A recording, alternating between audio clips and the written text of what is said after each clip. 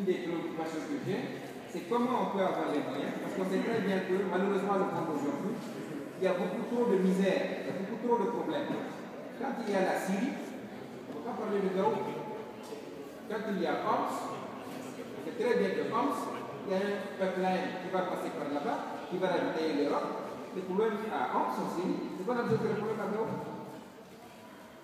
Donc, si les gens n'ont pas le temps de s'occuper de nous, moi je dis, prenons-nous la main. Trouvons les moyens, tous les jours, de parler de ce problème-là. Je n'ai pas dit de manifester tous les jours, je n'ai pas dit de cotiser tous les jours, mais au moins, tous les jours, il y ait quelqu'un qui crie sa détresse. C'est notre droit le plus absolu. Donc, je vous remercie. Pour le MNLA, j'ai dit ce que je pensais dans votre réunion. Si c'est une question, si c'est la force, ou c'est la race, on va nous dire. Mais si c'est une question d'héritage, une question de droit, mais les gens qui sont roulés dans la farine doivent aujourd'hui au moins avoir le courage de faire marche arrière. Les gens disent par exemple que c'est la France qui a financé cette guerre. Donc ça fait quand même mal, parce que nos enfants sont français, nous travaillons en France, nous payons nos impôts, et on escorte des manières. Voilà. Donc, voilà. Nous sommes des hommes, on n'a pas de pouvoir. La question que je me pose, est-ce qu'il y a une conspiration? Parce que là, je vais être un peu raciste contre la race noire. Qu'est-ce qui se passe? Quand on viole quelqu'un à l'autre bout du monde, tout le monde se rabat dessus. Chez nous, on dit qu'on viole, c'est n'intéresse personne. On parle de droits de l'homme et de droits. On dit qu'on a cassé l'hôpital, on ne peut pas faire la guerre parce qu'il n'y a pas assez d'équipements. Et les quelques rares équipements dans lesquels tout le monde se soigne, on les casse. Ça n'indigne personne.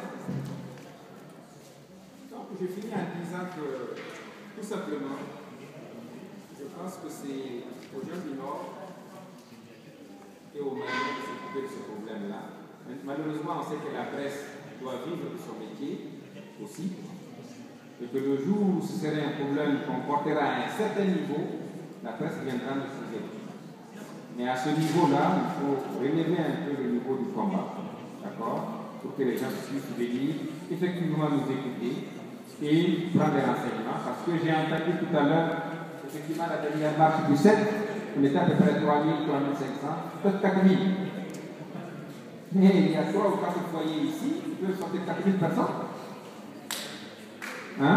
Comment on peut comprendre que le Haut Conseil, c'est-à-dire le Haut Conseil des Maliens extérieurs, soit associé à une marche? Sur 200 000 Maliens, on n'a pas dit. Comment ça c'est possible?